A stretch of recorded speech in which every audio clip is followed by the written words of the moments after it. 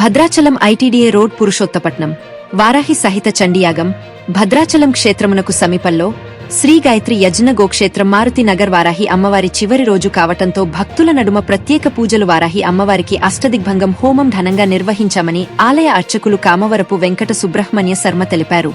ఈ కార్యక్రమంలో భక్తులు అధిక సంఖ్యలో పాల్గొన్నారు.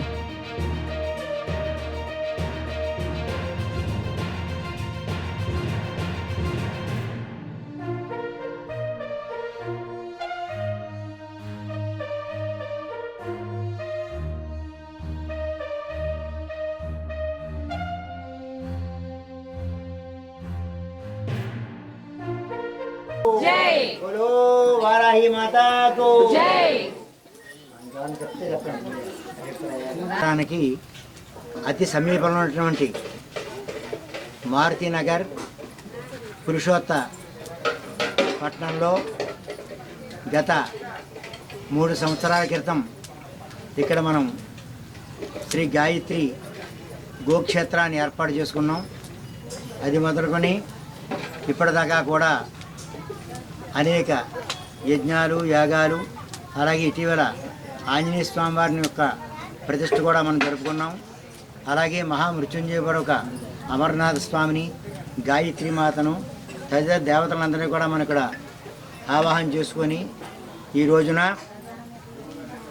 గత 9 రోజుల నుంచి కూడా శ్రీ వారాహి నవరాత్రి మహోత్సవాలు అత్యంత వైభవంగా జరుపుకుంటూ ఈరోజు 10వ రోజు అమ్మవారి యొక్క నవరాత్రులు పూర్తయిన సందర్భంగా అమ్మవారి సన్నిధానంలో మహాయజ్ఞ కార్యక్రమం, పూర్ణాహుతి కార్యక్రమం, అలాగే తదితర ప్రత్యేక పూజలు, అమ్మవారి యొక్క కలశ ఉద్వాసన కార్యక్రమం ఇవన్నీ కూడా మనం ఈ రోజున మనం ఇక్కడ జరుపుకుంటూ ఉన్నాం.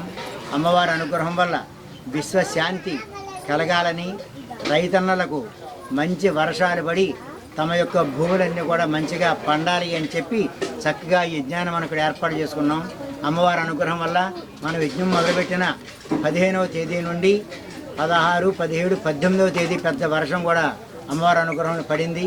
అప్పటి నుంచి ఇప్పటిదాకా కూడా కొంచెం వర్షం పడే సూచనలు కనపడుతూ ప్రతినిత్యం కూడా మనకి వర్షాలు అంతో ఇంతో పడుతూ ఉన్నాయి.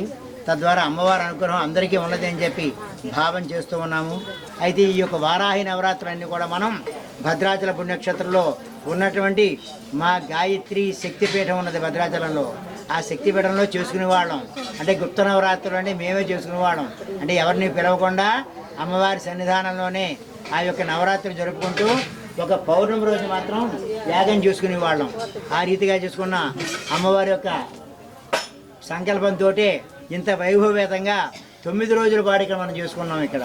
కాబట్టి అటువంటి పరిస్థితుల్లో అమ్మవారి అనుగ్రహం అందరికీ కూడా ఉండాలి అని చెప్పి మనం కోరుకుంటూ మన గ్రామం బాగుండాలి, మన ప్రాంతం బాగుండాలి, మన రాష్ట్రం బాగుండాలి, మన దేశం బాగుండాలి, మంచి వర్షాలతోటి దేశం మొత్తం సస్యశ్యామలంగా ఉండాలయ్యా అని చెప్పి మనం కోరుకుంటూ ఈ రోజున ఈ యొక్క వారాహి మహాయజ్ఞాన్ని పరిసమాప్తి చేసుకుంటూ ఉన్నాము. అంతేకాకుండా తొలి ఏకాదశి అంటే హిందువులకి తొలి పండుగ అని చెప్పి మనం అనుకుంటాం. అటువంటి తొలి ఏకాదశి రేపటి రోజున శనివారం రోజున జరుగుతోంది వచ్చిందనమాట. కాబట్టి ఆ రోజున మనం గోదావరి స్నానం చేయడం మంచిది. అదే రోజున సామూహిక సత్యనావ్రతాలు కూడా ఇదే యజ్ఞశాలలో మనం ఏర్పాటు చేసుకుందామని చెప్పి ఇక్కడ సంకల్పించుకున్నాం. కాబట్టి ఏకాదశి సందర్భంగా రేపటి రోజున ఉదయం 10 గంటలకు ఇక్కడ సామూహిక విధానంగా చక్కగా శ్రీ రమాసమేత వీర వెంకట సత్యనారాయణ స్వామి యొక్క వ్రతాలు కూడా జరుగుతాయి అని చెప్పి అందరినీ కూడా కోరి ఆహ్వానిస్తున్నాం. జై పరాశక్తి, జై జై పరాశక్తి. అమ్మ దయ ఉంటే అన్నే ఉన్నట్లే. గోవుల్ని పూజించండి, గోవుల్ని రక్షించండి, దేశ శాంతికి విశ్వశాంతికి పరితపించండి. బలో గోమాతలకు.